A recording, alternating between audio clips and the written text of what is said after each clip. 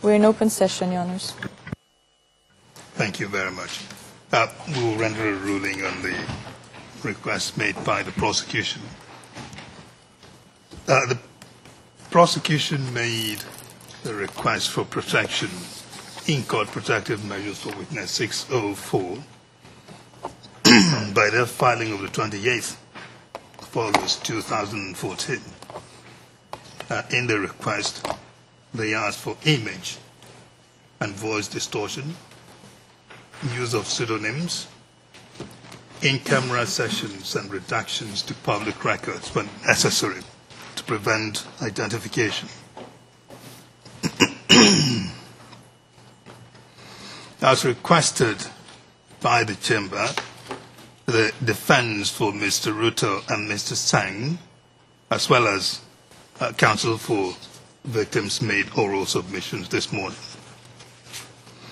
Having considered the specific circumstances of this witness, as well as the assessment provided by the VWU and the oral submissions by the parties and participants, the Chamber considers that the requested protective measures are necessary, not only for the reasons ordinarily canvassed in the past, but also the specific circumstances of this witness about which we've had submissions in the last few days. The Chamber therefore grants the following protective measures: the use of pseudonym for the duration of the trial, voice and image distortion, testimony to be given in private session for any identifying part of the witness's testimony, and should portions of the private session become, there should also be a protection, redaction for private sessions, and there will be classification of such material where necessary. The special measure was also requested by the VWU on behalf of the witness, asking that the image of the accused not be broadcast on the screen during his testimony. The Chamber does not accept that measure. We reject it. That is the Chamber's ruling on the protection measures.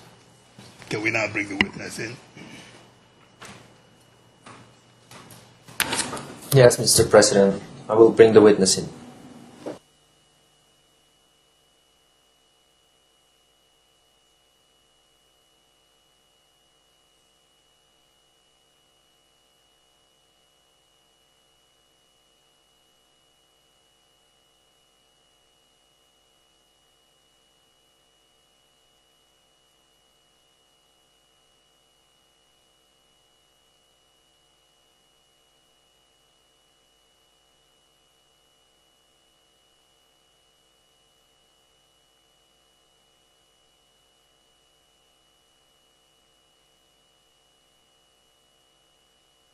Mr. Butai? Mr. President? Yes. As we said, you may remain seated during the course of the proceedings. But during the Chamber's ruling on the 2nd, you were advised to instruct the witness on the matter concerning self-incrimination and the duty to tell the truth. Did you do that? Yes, Mr. President. I have advised him on the provisions of Rule 74 of the rules of the court. All right.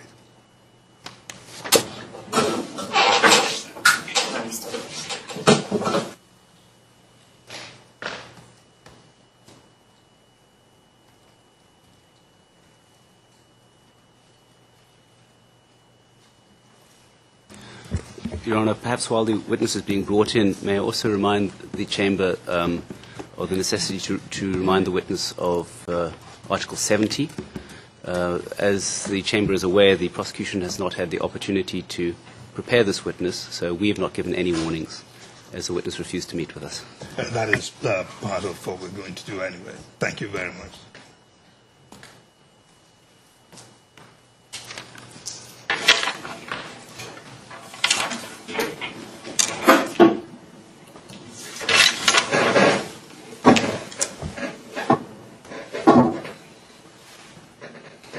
Witness 604, thank you very much for joining us.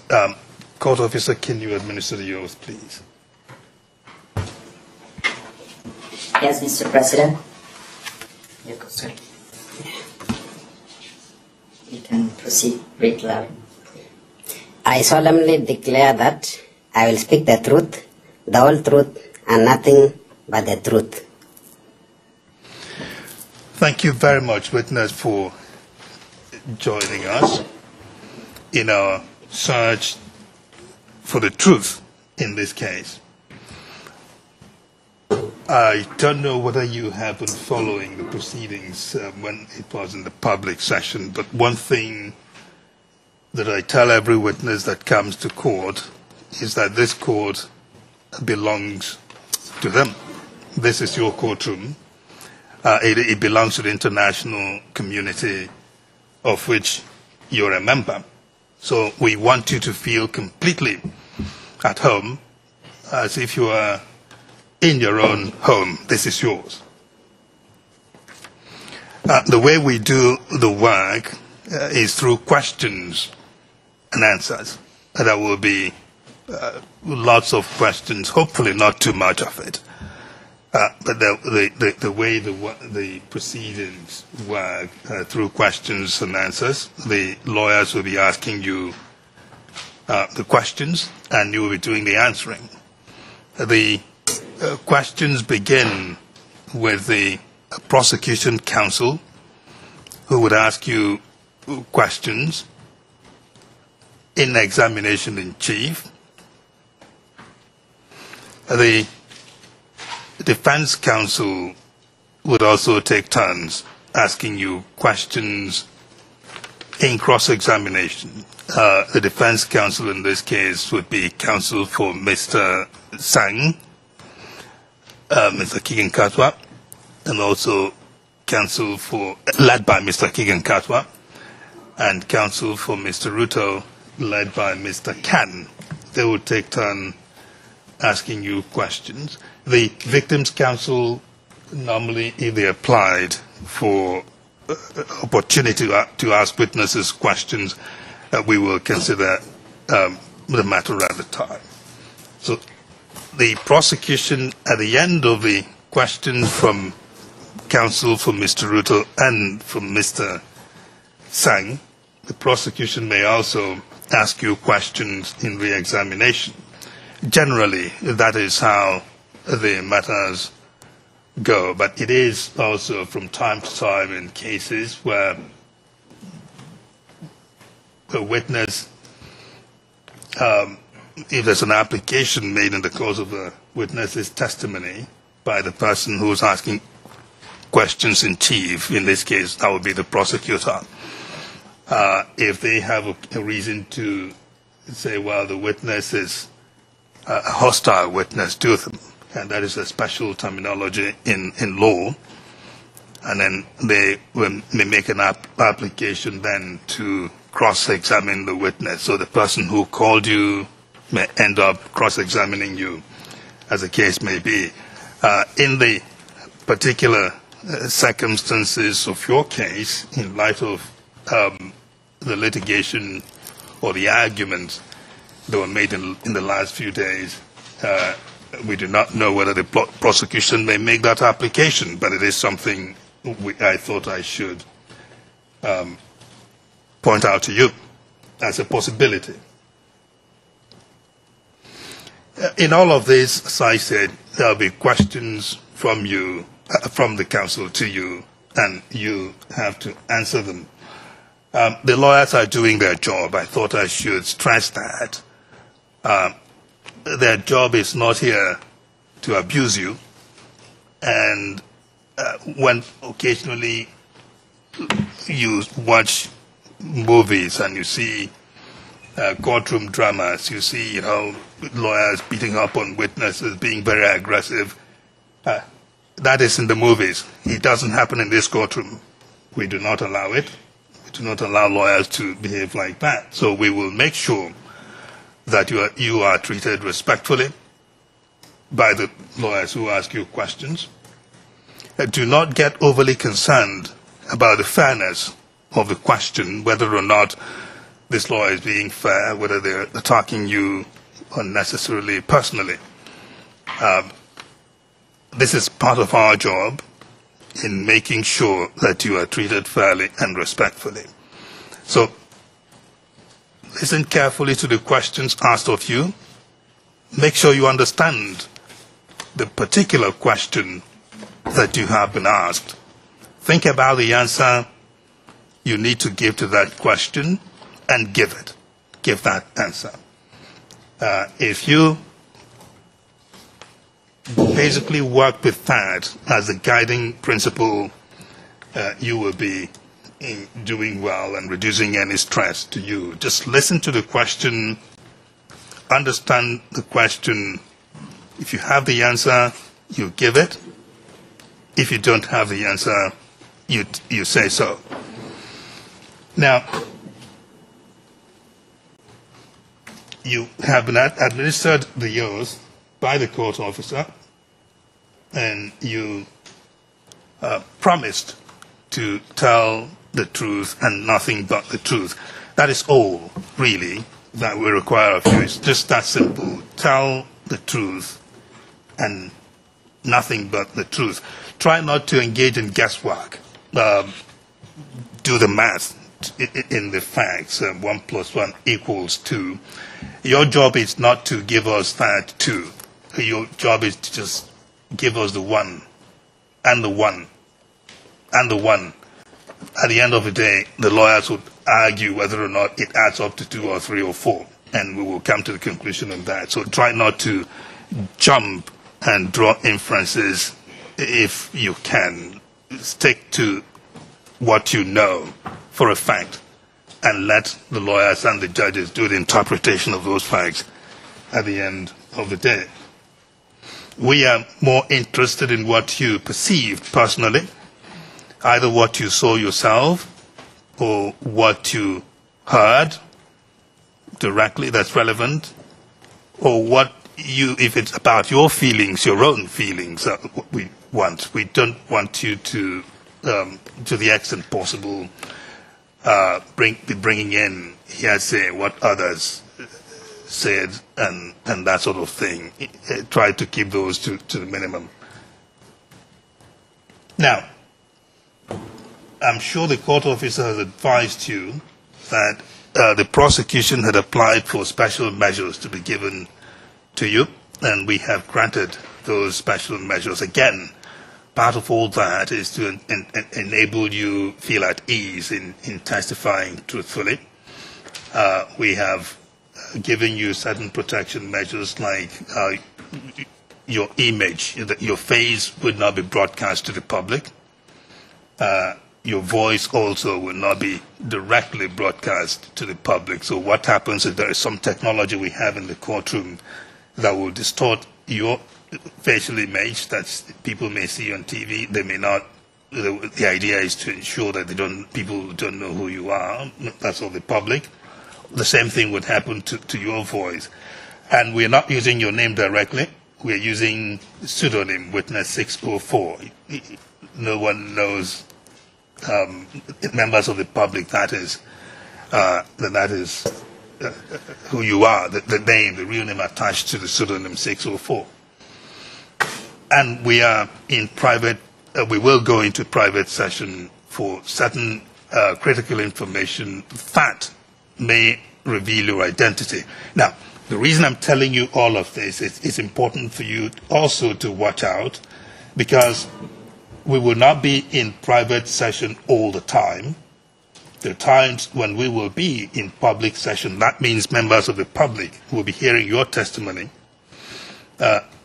When we are in that mode, it is important for you to not give out information that may lead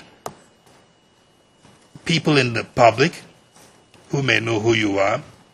They'll make it easier for them to identify who is testifying, or even if they don't know you, something that they can put together to identify who you are, information of that nature.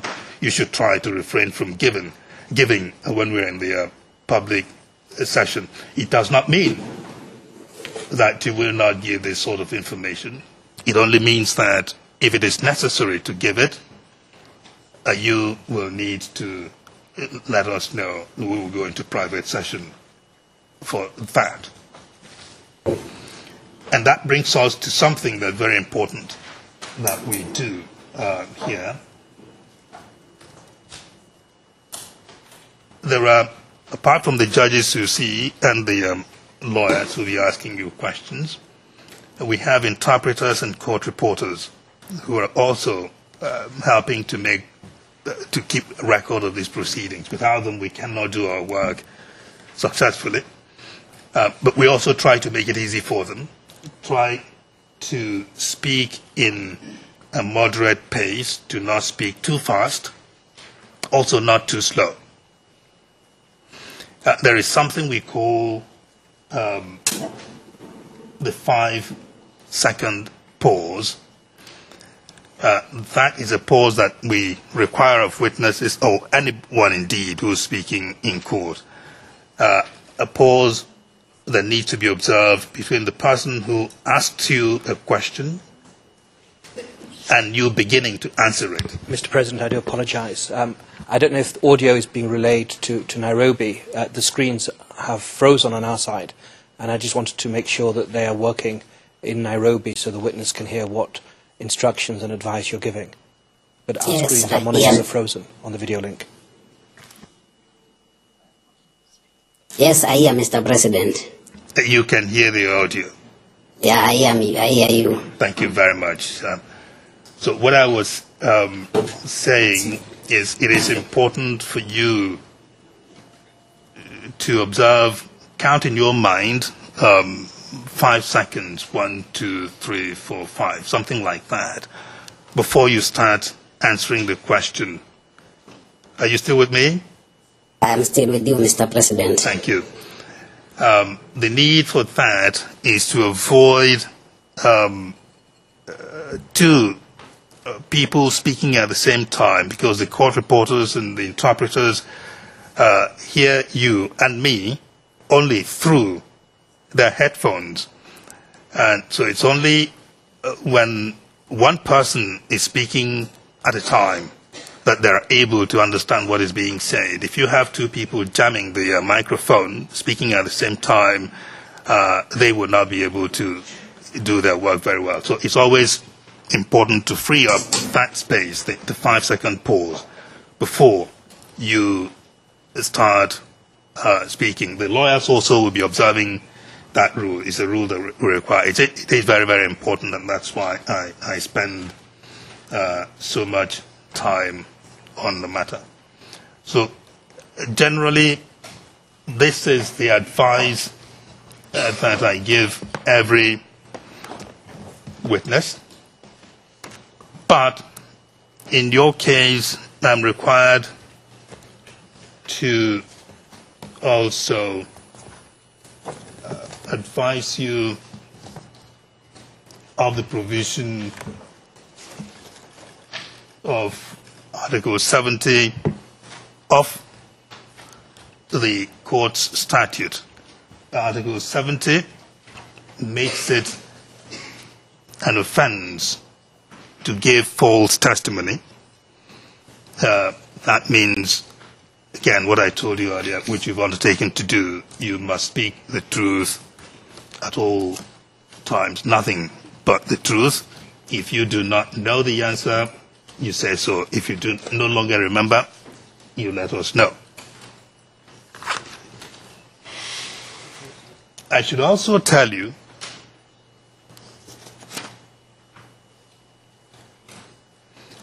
that in the course of your testimony, should you at any point feel that the answer to a question you have been asked might incriminate you, you should let me know. You're entitled to raise an objection at that time on the basis that the answer you give might incriminate you. Are you still with me? Yes, my honor. Thank you very much. And when you make that objection, I'll be required to make a ruling on it, and that ruling might say, yes, you will still have to answer the question because I will give you a certain assurance, and that assurance being, please go ahead, answer the question. The answer you give may not be used against you directly or indirectly in any criminal proceedings. That is an assurance that is up to the chamber to give to you if we deem it appropriate at the time. But that assurance, as you know, has already been given. We gave it in the ruling we made on the 2nd of September.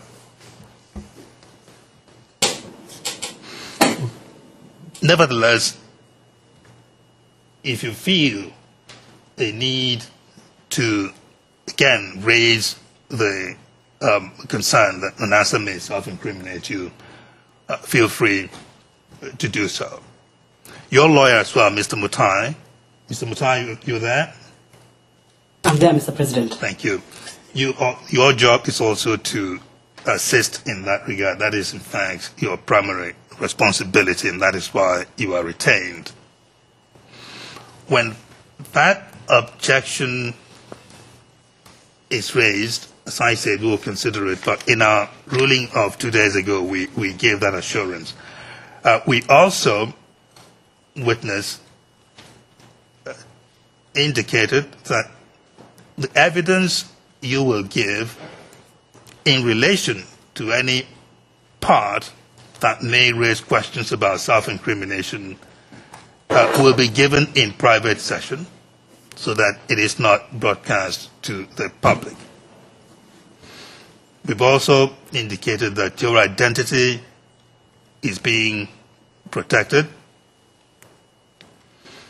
That also means that any answer you give to that question will continue to be treated as confidential. It will not be disclosed by anyone in any manner, except in any proceeding against you that involves the prosecutor saying you lied while giving us your evidence in this case. That is the only time that such material may be used against you. The accused persons, their lawyers, and the participants, as well as court staff present in the courtroom or who otherwise have access to your evidence, have been specifically cautioned, and I repeat that caution, that any breach of this order may result in prosecution or sanctions against them under Article 71 of the statute. Again, as part of reassuring you against self-incrimination, the confidential transcript created from such testimony of your evidence will be placed under seal and will not be released without a court order here. And the court will apply other appropriate protective measures to any subsequent decisions in order to give effect to this particular order. So all these are things we've gone out of our way to do to ensure that you give your testimony without fear, undue fear, that is, of self-incrimination resulting from what you said. Did you get all of that? Yes, Mr. President. All right. Thank you very much. With all that out of the way, I will now hand over the proceedings to the prosecutor. Mr. President, before that's done, I would ask, reference has been made to Article 70 and that complaints can be made and investigations can be launched for giving false evidence. Your Honour, I would urge the bench to consider informing the witness that Article 70 has a maximum period of imprisonment of 7 years as well as a fine that may be imposed. Your Honour, of course, the rules allow that warning to be given to the witness. It may make the reference to Article 70 a little bit clearer, that it's not only an offence to lie, but it's an offence punishable with imprisonment and or fine. Mr. Khan, I think enough was said on the matter. Let's leave it at that. Witness heard you. Your Honour, since my learned friend has effectively given the warning already, perhaps I should correct him.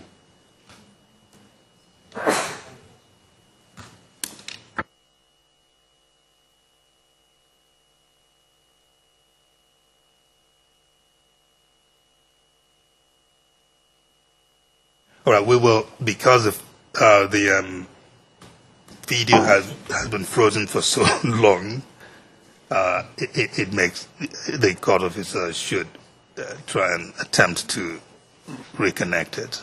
I'm grateful. And Mr. President, just for clarification, of course it's imprisonment or fine.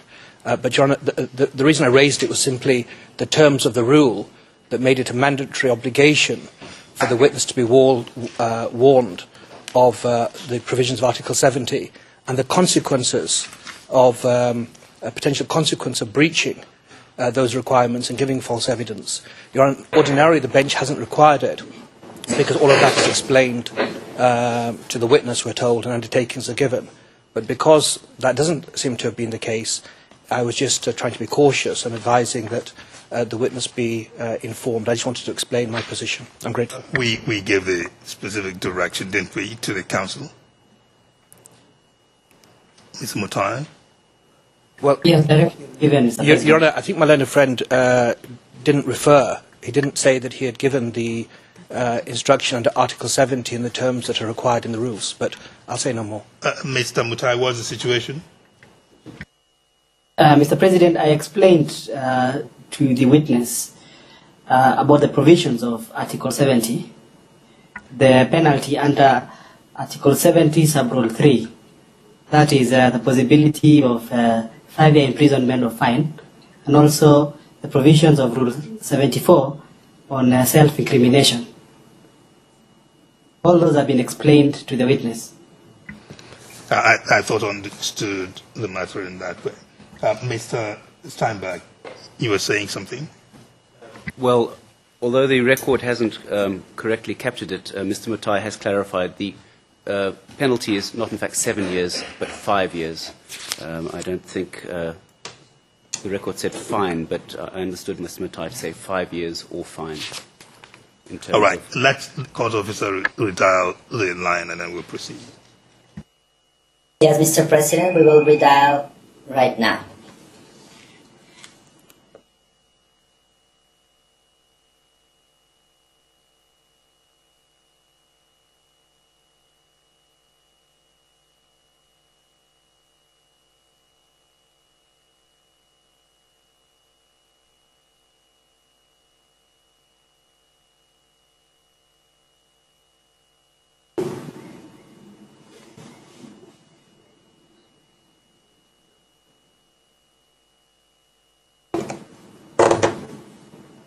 Mr. President, we are back and we can see you and hear you right now. Thank you very much. Mrs. Steinberg, please proceed with your examination, Chief. Thank you, Your Honours. May I just confirm that the bench has before it copies of the prosecution PIS and the binders that were handed out?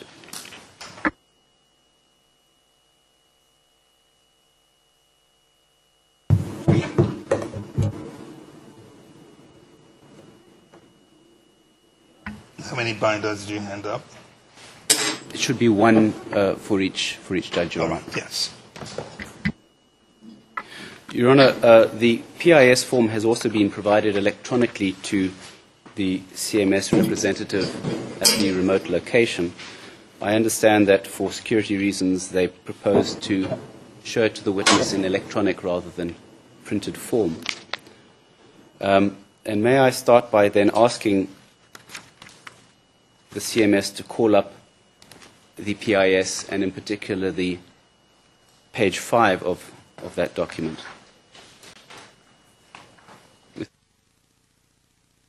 understand, and when we are in public session, it is red. But when we are in private session, that button lights up green. Witness, you're not in the courtroom, but I want to ensure, I want to inquire whether we have the same arrangement on the other end.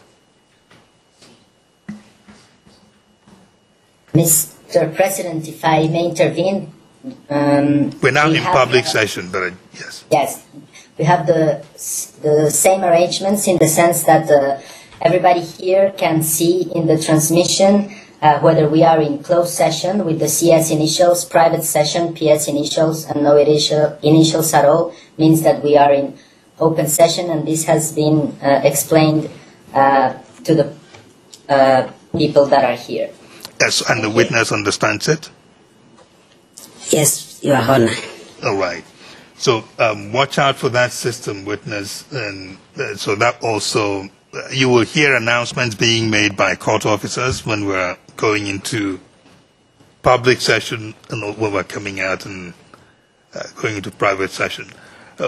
You will be hearing the announcement, but also please keep an eye to the physical system you have over there that will assist you. We'll go into private session now and try that system out.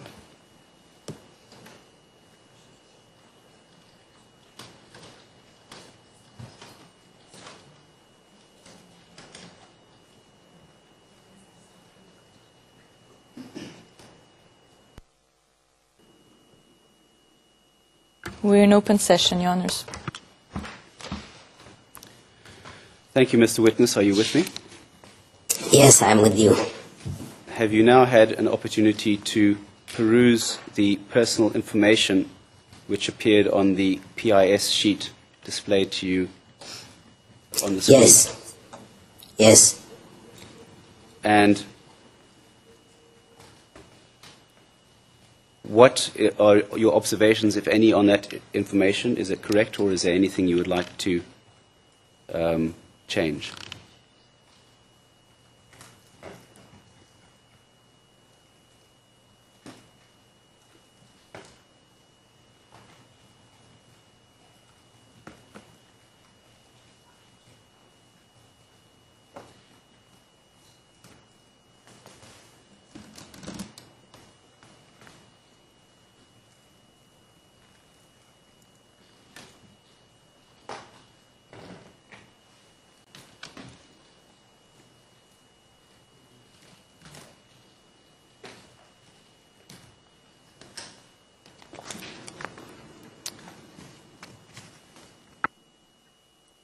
Mr. Witness, is that information correct? Can you confirm that, please? Yes. Thank you very much. Now, without giving specifics of your exact address or exact suburb where you lived, which area were you staying in 2007? Yeah, I was in Kaptabe. And is it correct that is in the Rift Valley? Yes. And I note that from the information you've given in your CV, there seems to be a gap for the year of 2007. And, Your Honours, I'm afraid I'm going to have to ask to go into private session for approximately 5 minutes. For about 5 minutes. Private session then. We'll try and make it sooner than that. But come out sooner than that is. But we'll go into private session for now.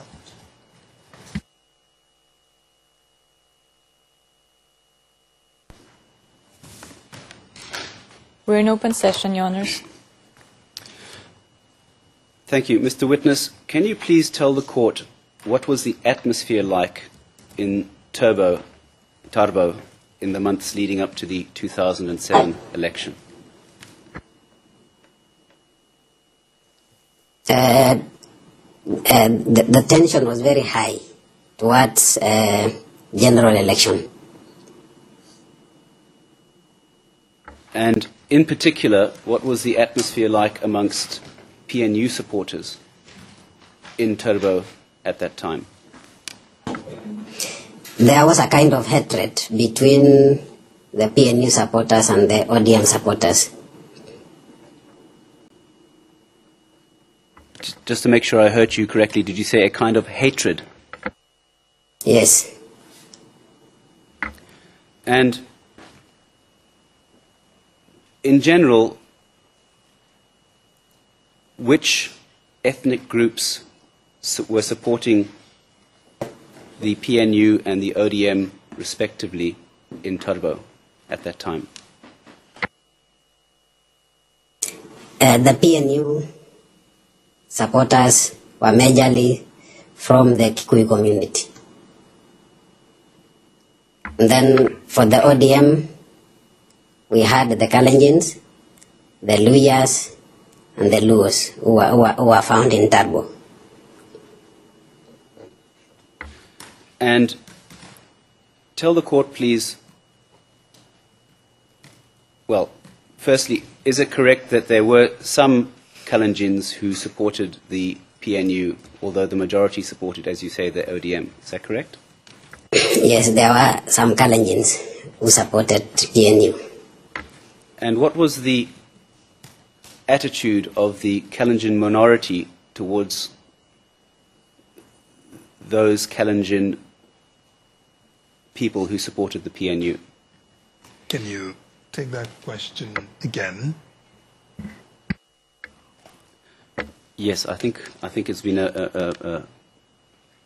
either I misspoke or the record isn't correct, but I'll repeat it.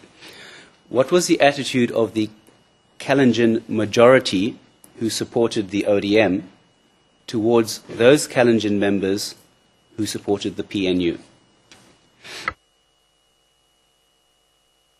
Yeah,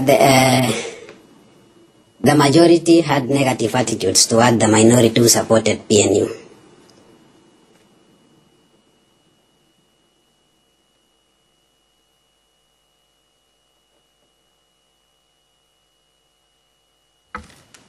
During the election period, that is December 2007 to December 2008, did you remain in the Turbo area or did you leave the Turbo area at any time? I remained in Turbo throughout.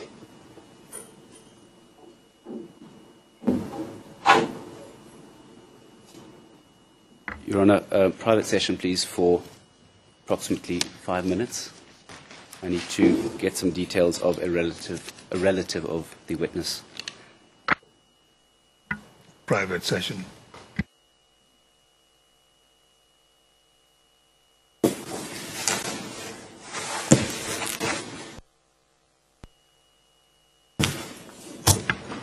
We're in public session, Your Honours.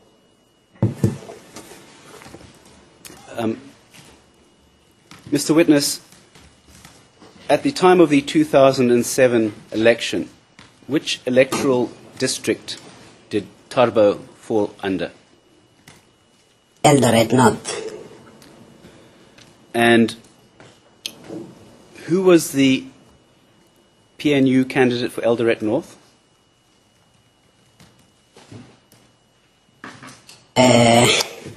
We had a KANU candidate, which was an affiliate party of PNU, and the candidate was Jonathan B. And were the PNU supporters behind Mr. B as an affiliate of the PNU party? Yes. Do you know why the PNU did not have its own candidate for that constituency? I don't know. And who was the ODM candidate for that area? It was William Ruto. Are you aware, Mr. Witness, whether there was any primary elections for the ODM candidate for Eldoret North, or whether Mr. William Ruto stood unopposed? He stood unopposed. Mr. Witness, what can you tell the court about Mr. Ruto's influence in the Eldoret North constituency in particular, and in the Greater Rift Valley in general?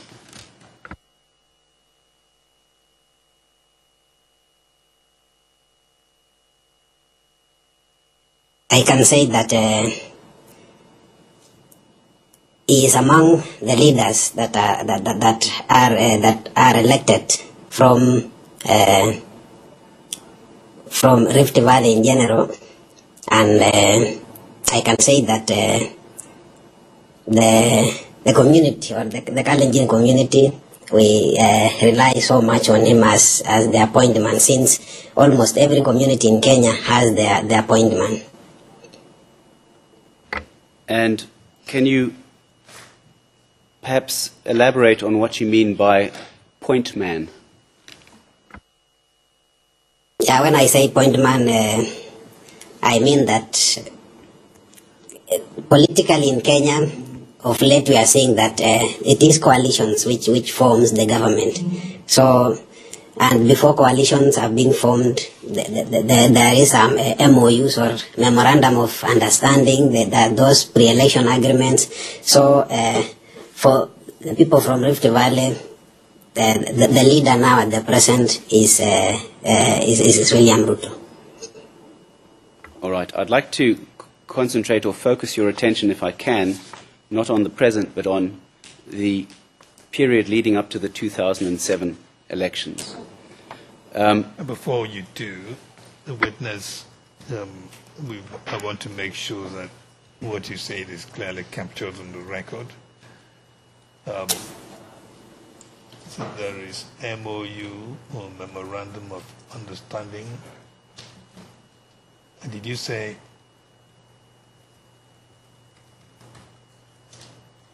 pre-election agreements or coalition arguments? Your Honor, I said pre-election agreements. Pre-election agreements. All right. Thank you. Yes. Your Honor, and I believe similarly at line 17 it should be coalition agreements, not coalition arguments. So that is a correction, isn't it, witness? Yes, Your Honor. Thank you. And this position of point man, as you've called it, what was the Kalenjin word used to describe Mr. Ruto's position in Kalenjin society?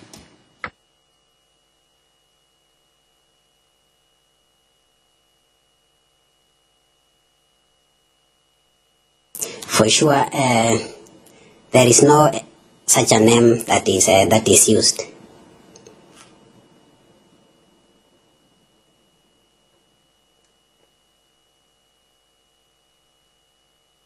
All right, I'll come back to that. And can you give the court any examples of Mr. Ruto's influence in the Kalenjin community at the relevant time, 2007?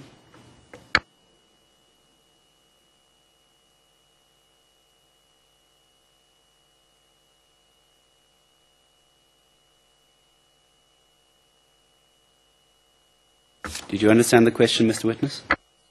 You can repeat again. Yes, I've asked you certain questions about the influence which Mr. Ruto held in the Kalenjin community. Well, perhaps let me just clarify that. In 2007 now, can you confirm or can you tell the court what was Mr. Ruto's influence in the Kalenjin community in Tarbo and the Rift Valley? Yes, I can say that the Kalenjin community voted for ODM and the presidential candidate Raila Amolo Odinga because Mr. William Ruto was among the founder members of ODM.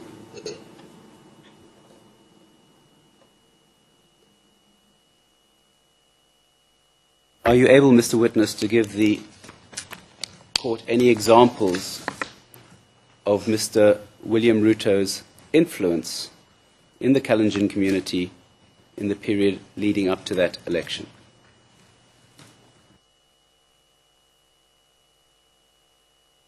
I can't.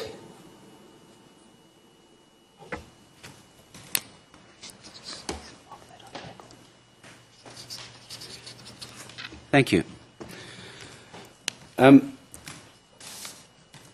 You've told the Chamber that the Kikuyu population of the Rift Valley was mainly supportive of the PNU, correct? Correct. And you've told the Chamber that there was a hatred at the time, in your words, between the Kikuyu and the Kalenjin community. Is that right? Correct.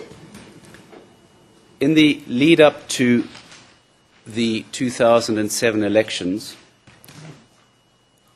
can you tell the Chamber about any incidents or any examples of the problems between the two communities in the Tarbo area prior to the elections? Can you repeat the question again, please? Yes. I'll try to make it simpler as well. Can you give the Chamber any examples of problems or incidents involving the Kalenjin and the Kikuyus in the lead up to the 2007 election in Tarbo?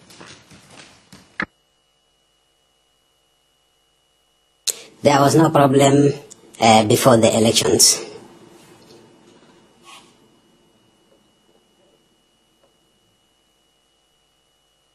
Mr. President, perhaps the question could be better clarified. The witness did not testify to the fact that there were problems between Kikuyus and Kalenjins. Witness talked about problems or hatred between supporters of ODM and supporters of PNU. So the question should be clarified, at least along those lines. So the witness's answer is not sufficient? Beg your pardon, Mr. President? The witness's answer to the question is not sufficient? We would leave it, but I thought perhaps the best situation would have been a clarified question to give the witness an opportunity to. Thank you, Your Honours. I will take up Mr. Fowler on his suggestion. If I haven't made it clear, or if I haven't asked a follow-up question, did you tell the... Well, you've told the court about a hatred, if my learned friend is correct, between PNU supporters and ODM supporters. Is that right? Yes. What was the relationship like in general between the Kalenjin community and the Kikuyu community of Tarbo in the lead up to the 2007 elections? Yes, the relationship was not good because I had said before that the political tension was very high, and each community was expecting their where they support to win. So there was no that much friendship between the two communities.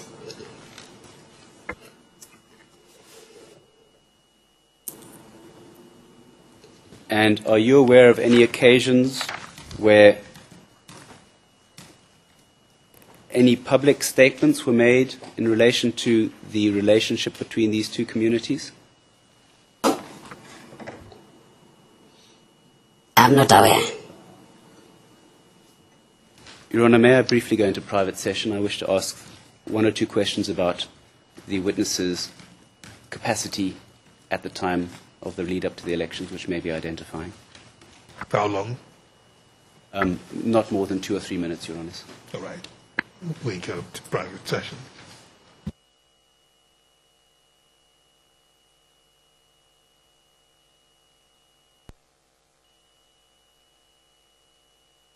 We're in open session, Your Honours. Thank you. And I can repeat that last question. It didn't need to be in private session. Can you confirm that you told the court you were aware of problems that occurred during the course of PNU rallies in the Turbo area. Is that right? Yes. Tell the court about those problems, please. There was a day, I don't remember the date, that the PNU supporters held a rally at Turbo in St. Columban's primary school ground. Yes, and what happened? Then now there was some confrontation between the ODM supporters and the PNU supporters. And what happened? The ODM supporters shared President Kibaki's campaign pictures that had been mounted on the walls. They tore down the campaign pictures of Mr. Kibaki. Yes. Yes, what else? Yeah, that is the only thing I'm aware.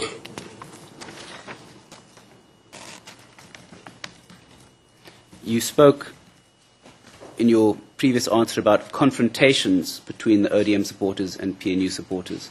What confrontations were those? The ODM supporters were saying that the meeting should not take place, while the PNU were saying the meeting should take place.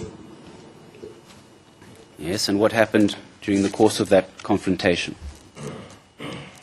The police came and calmed the situation. Mm-hmm. Was there any violence at that time? There was no violence.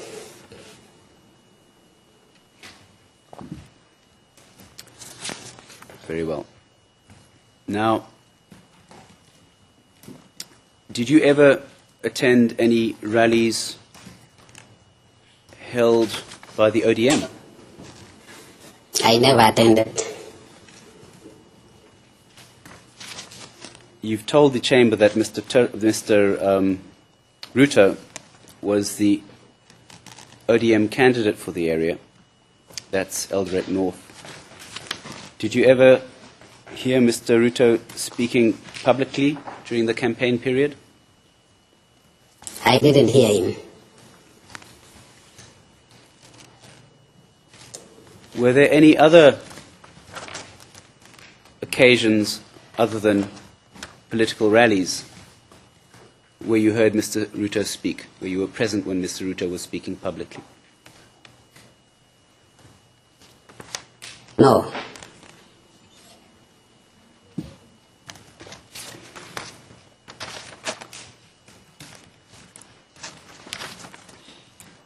Court will bear with me, please.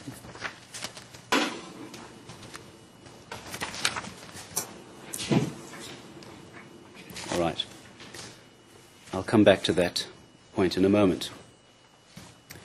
So you've told the chamber today that you're unaware of any incidents between the Kikuyu and the Kalenjin community in the lead up to the 2007 elections. Did I understand you correctly? Yes. What happened after the elections? The election was on the 27th of December 2007. Were there any incidents that you witnessed or are aware of that occurred after that? There wasn't.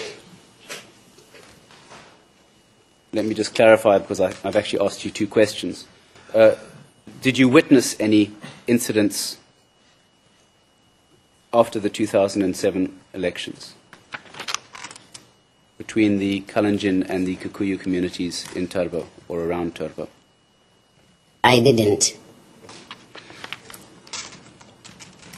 And do I understand from that answer that you didn't witness any violence in or around Turbo after the 2007 elections? Yes.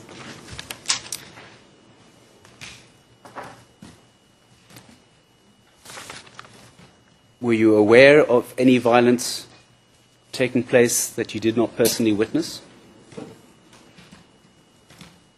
Yes. And from where did you get that information?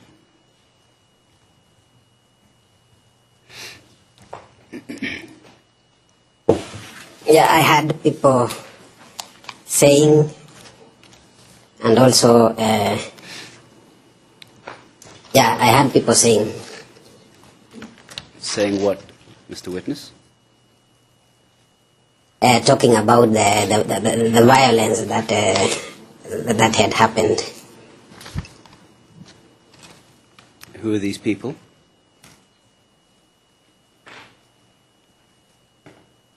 Yeah, my neighbors.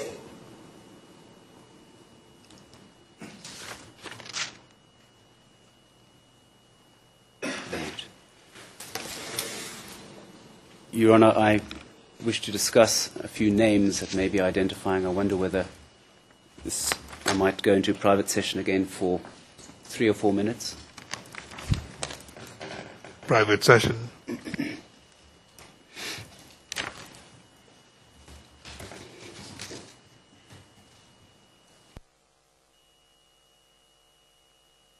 We're in public session, Your Honors.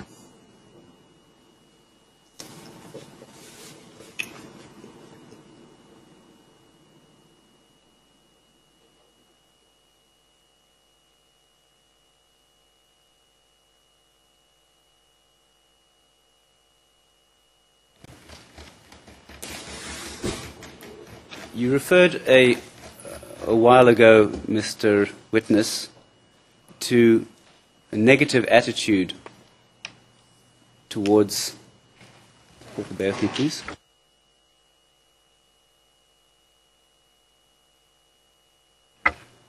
Let me check the record, Your Honours, so I don't put anything incorrect.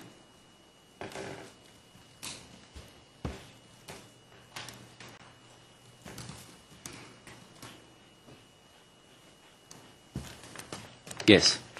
In fact, you said that the majority of the Kalenjin population in Tarabo had a negative attitude towards the minority who supported the PNU. I'm referring to record page 64, lines 20 and 21. Can you give any examples of that negative attitude towards PNU supporters by the Kalenjin in the area?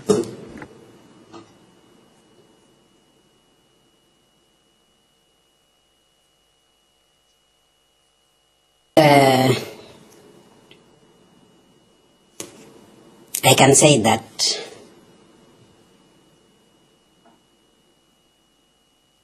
it has been common that whenever we go for elections, the parties that are contesting, and I can say those who are hotly contesting, tend to not to be friendly to each other, because every group expects the other one to be a winner. And concerning what you have asked me is that you feel when you are with the people, then especially maybe in groups in dredging centers, you find people talking bad about a certain party and talking badly about those people who support the party. And when they were talking badly about, well, let me confirm, are you referring to the Kalenjin people talking badly about PNU supporters? Do I understand you correctly? It was two-way traffic. The PNU supporters talking badly about the ODM and the ODM talking badly about the PNU. Right. And what were the ODM supporters saying about the PNU supporters?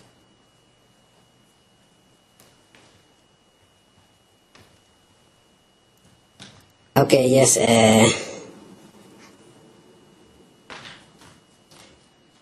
Since I had said that there was ethnicity between the Kalenjins and the Kikuyus, so the ODM supporters were blaming the PNU supporters for supporting the Kikuyu community. Thank you. Your Honours, I noticed the feed is frozen again. It would be helpful to me if we could re-establish the feed. The audio seems to be working. You want the video as well? Your Honour, yes. I think it is not unreasonable to ask that I'm able to observe the demeanour of the witness, particularly in these circumstances. I didn't say it was unreasonable. I was just pointing out whether you want us to pause. Okay, you want the video. Okay. I'd ask the link to be Yes. re-established, please, Your Honour.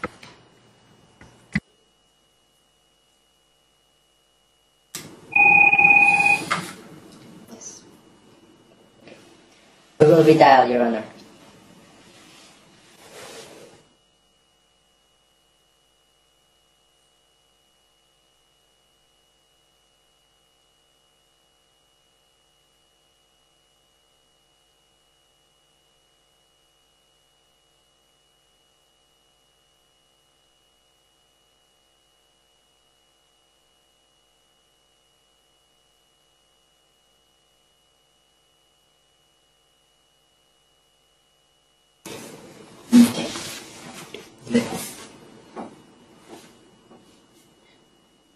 I'm grateful, Your Honours. We seem to be back online. Your Honour, one... Just so on that matter, it's a delicate situation we're dealing with, delicate from the technology viewpoint. So we will not be stopping every time to redial. If we can get audio from time to time, we will. But given the frequency of the freezings we've seen so far, we will not be stopping every opportunity. So, right. Understood, Your Honours. Thank you. Your Honour, I note the time, there's one last aspect that I will need to deal with in private session before I move on to the next phase of my questioning.